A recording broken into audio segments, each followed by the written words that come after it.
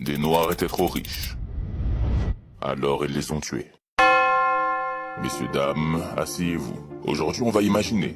Imaginez un quartier où les Noirs étaient médecins, banquiers, entrepreneurs. Imaginez maintenant que ce quartier a été bombardé comme une zone de guerre, par ses propres compatriotes blancs, sur son propre sol. Bienvenue à Greenwood, à Tulsa, dans l'Oklahoma. On est dans les années 1920, les années folles. Mais là-bas, c'est une folie différente, celle d'un rêve noir qui devient réalité. Encore une fois, imaginez un quartier afro-américain, 100% autonome. Des écoles privées, des bibliothèques, 21 églises, 30 restaurants, 2 cinémas, un hôpital. Des voitures dans les allées, des tailleurs sur mesure, des salons de coiffure, des imprimeries. $1 qui circule jusqu'à 19 fois avant de quitter la communauté. Le nom de ce quartier? Black Wall Street.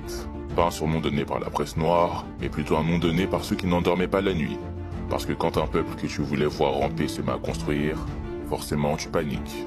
Alors il a suffi d'un incident, ou plutôt d'un prétexte. Dick Rowland, jeune serreur de chaussures noires, et Sarah Page, une jeune femme blanche, opératrice d'ascenseur. Les deux entrent dans l'ascenseur, la porte se ferme, Sarah crie, et fin de l'histoire. Pas de blessure, pas de témoins, pas de plainte. Mais une rumeur circule.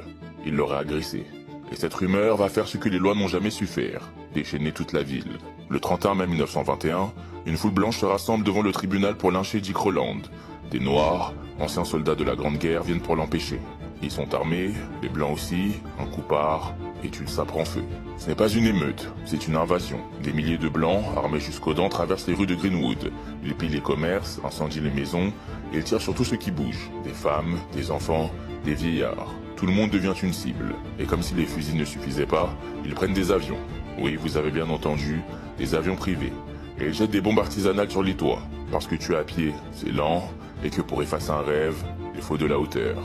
Résultat, 300 morts, plus de 10 000 personnes déplacées, 35 pâtés de maisons rasées, le tout en moins de 48 heures. Mais le plus fascinant, ce n'est pas la violence, c'est l'après. Pas un seul assaillant inculpé, pas un procès, pas une enquête sérieuse. Même les assureurs refusent d'indemniser les survivants. Désolé, pas couvert contre les pogroms racistes. Et comme la mémoire est aussi une arme, Tulsa va faire ce qu'elle sait faire de mieux, se taire. Les archives disparaissent, les livres d'histoire zappent l'événement, les enfants grandissent sans jamais savoir qu'une ville entière a été sacrifiée pour avoir trop bien réussi. Alors que retenir de cette histoire? Que dans une Amérique qui se dit méritocratique, la réussite noire reste parfois le plus grand des crimes, ou que la justice dans cette affaire a été aussi absente que les secours cette nuit-là. Alors oui, on dit souvent l'histoire est écrite par les vainqueurs, mais ici, l'histoire a été effacée par les coupables. De toute façon, moi, je ne juge pas. Je ne fais que raconter l'histoire.